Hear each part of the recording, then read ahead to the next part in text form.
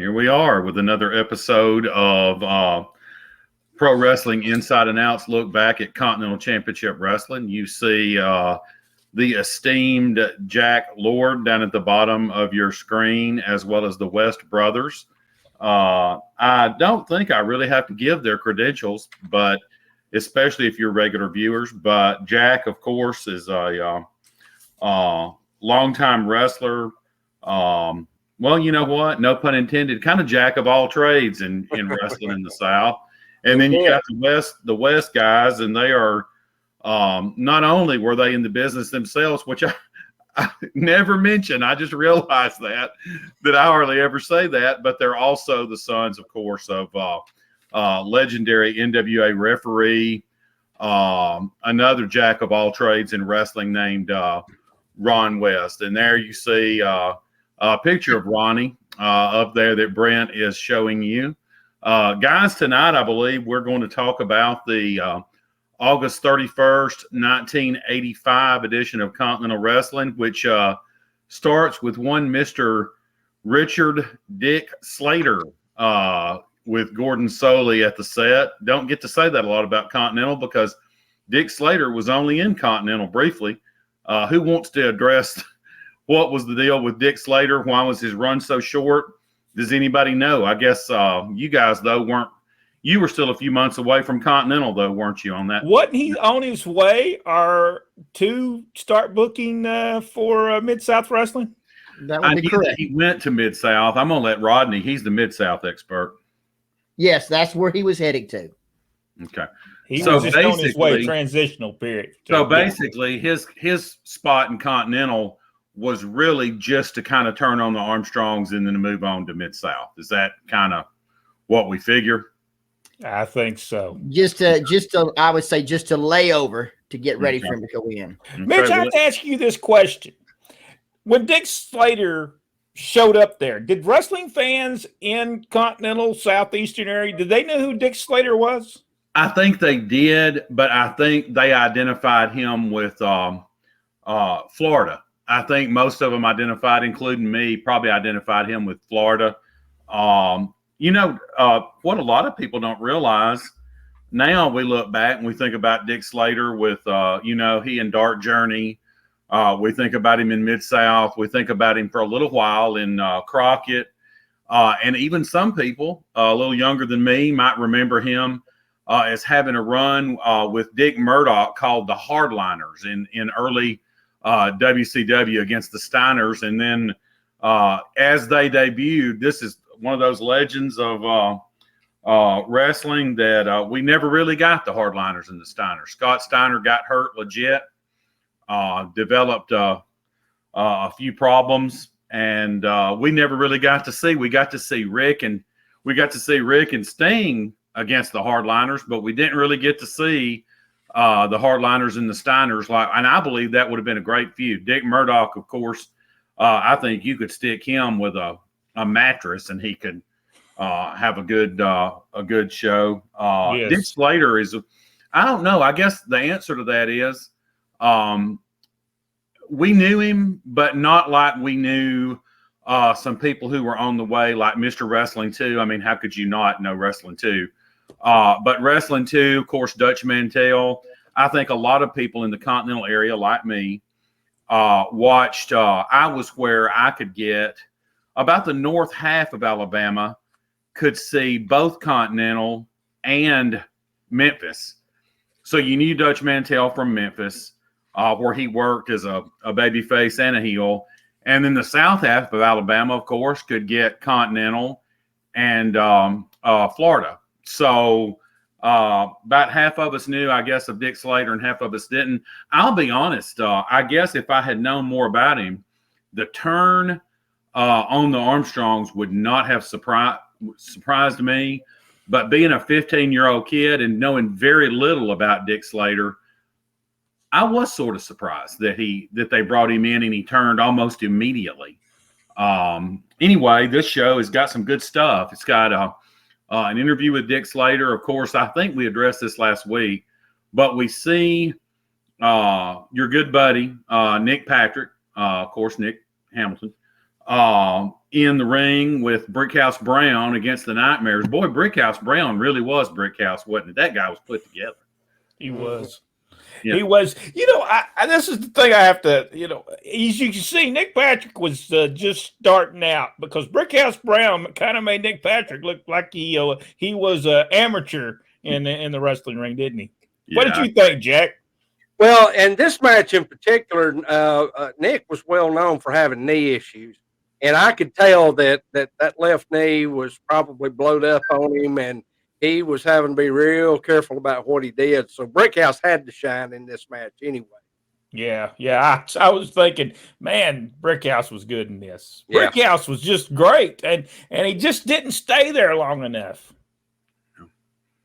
Well, when I think of Brick, I'm sure you guys probably do too. I don't know about Jack, but when I think of Brickhouse Brown, I do sort of think of Continental, but I think of his run in Memphis as a heel with a bunch of people, with Robert Fuller. Then when he did the deal with the stable, maybe a little before that, I want to say maybe it was either 87, maybe around the time a little after. I just watched this just a couple years ago, but I went back and watched 85, 86, 87 Memphis up to probably Christmas of 87. And Brickhouse, of course, I guess everybody that goes through there gets a run with Jerry Lawler, and he had a good run as a heel. I think Brickhouse is better as a heel. But on Continental, he didn't really get to do that. When you guys were there in late 89, they brought him back, remember, with the stable with Robert. I think we were gone by then. What were you gone by then? Gone. That was extremely late. That was right before the doors closed. Is that when Cactus Jack came in there? Yes. Yeah, Cactus and Brian Lee, Robert and Jimmy, and Brickhouse Brown. They were the stable. Now, there was a segment on this show. It was called Where's Johnny Say? Where's Johnny? Rodney, what did you think about the Where's Johnny Say? I love that. I thought it was great. It was right down the Nightmares alley. Now, I want to, being I didn't get to comment on this Nick Patrick situation, that was set up to make Nick look weaker in the match. Because if you remember, Brickhouse and Norvell Austin team later. Yes. Yeah. That's the reason that was done in that fashion. All right. So now, yeah, I liked the Nightmare stuff. Yeah. I thought it was awesome. And then the Johnny Rich coming out and then Gordon as he begins his not in the middle anymore. This is his gradual turn, and then when you start putting things in the program of where he's calling people's names, then he gets upset about it. Hey, Norvell Austin should have been a bad guy. You know what? And this was the show where he starts out and he's doing a promo, or he interrupts the Nightmares. The Nightmares take objection to it, as Rodney was talking about, and they gravitate Norvell. Brickhouse runs in, and we get an appearance from Roy Welch here and Bill Ash. I want to talk about Norvell here, but we're going to get a lot of time to talk about him because he's going to end up with in the ring against Adrian Street in a really kind of what I would say a long feud with Adrian Street and a number of different people, with Candy Devine involved. And one of the great, I'm going to call it this, and I certainly do not mean any offense at all to the young lady, but one of the great mysteries of Continental Wrestling, period, Lady Maxine. I can tell you as a fan, and you can tell it comes out on the tapes, on the video, the crowd really responded to Lady Maxine. A lot of it was probably, as Rodney has pointed out several times, Miss Linda was a heat magnet. And I mean, there was problems everywhere they went with police trying to keep the crowd in check. And Lady Maxine and Miss Linda just mixed like oil and water. I mean, it was just a good deal. And then just as quick as she was there, she was gone. And I know they had the deal with the WWF. But anyway, this was the start of Norris Space Run. There is one thing I wanted to ask you looking at this. Right after the interview where the Nightmares kind of jump Norvell Austin and Brickhouse comes in, we get Bill Ash and Roy Lee Welch for the U.S. Junior title. Now, we hadn't really talked about him a lot because most of Bill's run in Alabama was in Southeastern. He was only on Continental just a couple more months after this. What did you guys think about Bill Ash? Did you know him? Was he gone by the time you guys got to Continental? Rodney? No, he was there at Southeastern. We were there when he was in Southeastern. Okay. Awesome wrestler. Absolutely, he could wrestle. I love Bill because he always had brand new wrestling boots in the trunk of his car that you could order boots for about $250 from his dad, or you could buy them off him fresh out of the trunk for $100. And how about, I don't know how many I know. I bet Jack knows this name. I guess you guys do. There's a wrestler on the Independents now, and I hadn't talked to him in a long time. But if you're watching this, Matt, hello. But Bill Ash gets the credit for training Matt Riviera. I don't know if you know that guy or not. He's I know Matt. Matt just retired, as a matter of fact. Okay, so see, I hadn't talked to him in a couple years. Boy, that guy and I had a lot of phone conversations. He could have been a great booker. I guess he was with Turnbuckle Championship with his own promotion, maybe. Yeah, that was a great show. Yeah, Bill trained, from what I know, Bill trained Matt. And I guess Bill trained probably other people. I always thought that Bill was one of the, especially of Southeastern, that Bill was one of the underrated guys in that. But we get babyface Roy Lee Welch on this show. And then we get to get back to the real feud that kind of drove everything, which is the Fullers and Jimmy Golden against the Armstrong boys. We don't get the Bullet here. Of course, we don't know who the Bullet is yet. We don't get Bob Armstrong, but we do get Ron Fuller interrupting and stopping the show, bringing out that old green stretcher to do a stretcher match. He wants to do a stretcher match with the Armstrongs, and, of course, they end up agreeing to it. That was tremendous stuff. When he held that thing up and he said, listen, this is the same stretcher that took Bob Armstrong out, I thought, no, this is great stuff. Ron Fuller was tremendous in this. Robert was good. Jimmy was good. And the Armstrongs of this, especially Brad, man, what an interviews that he did during this time. Yeah. And little did we know that the booking would go, and I mean we, meaning the fans, the booking went the way of, it was almost, you remember that story, 10 Little Indians? That's almost what it was like in Continental. They let the Fuller and Robert and Ron and Jimmy Golden, they injure Scott. First off, they took out Bob. Then they injure Scott. They injure Steve.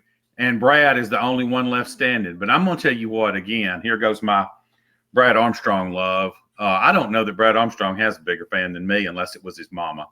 Brad Armstrong, I think he could have stayed. For my part, I wish he never had went to Crockett. I wish he had stayed in Continental the whole time. The people that and I'm not. If Vince Russo's watching this show, I'm not. Well, let's hope he's not. I'm not. Well, he's probably not. But I'm not after you, Vince. But I remember a comment that he made that if Brad could have talked like Brian, that if he could take the wrestling ability of Brad and put it with the talking ability of Brian, it would be the perfect wrestler. Well, let me tell you something. Brad was pretty much the perfect wrestler already, and I like Brian. He is a great talker, but Brad was no slouch, and this show proves it. No, he did what he was told to do during this time. You tell Brad to go out and have a good interview, he could have done it. And then what I liked about him, he did a splash off the top rope. Oh yeah, it showed that they would hurt you. They showed that the Armstrongs would hurt you, and I thought that's exactly what we talked about with the Mid-South. They didn't give him the killer instinct, and here they have.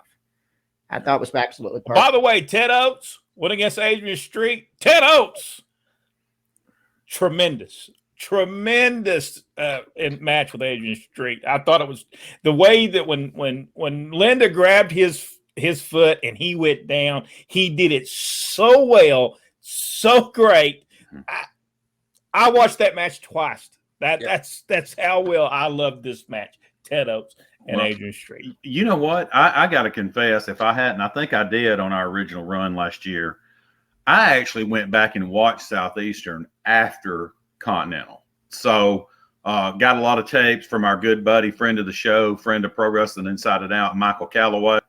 And of course, I watched Continental 150,569 times through from 85 to 89. And then Calloway and I developed a friendship, and he said, "Hey, did you know that Bob Armstrong had run maybe the greatest heel run in the history of the business in 1983 in Southeastern?" And I said, "Oh, you're kidding me." And he sent me the stuff. And of course, that made me want to watch more. Long story short, I didn't really know a lot. Ted Oates is one of those guys I really didn't know a lot about. But man, boy, he could go. He could really go in the ring. Yes, he this match was incredible. I don't know why they didn't have Ted Oates go a whole thing with Adrian. Maybe he didn't want to do it. Maybe he just was going to work occasionally here and there. But man, that was some good stuff. All right, folks, if you enjoyed this video, give us the big thumbs up and subscribe to the page if you haven't already, and hit that notification bell, and it'll let you know every time we upload a video right here on Pro Wrestling Inside and Out. Until next time, this is Brent West for Mitch Lucas, Rodney West, Jack Lord. We'll see you in the next video.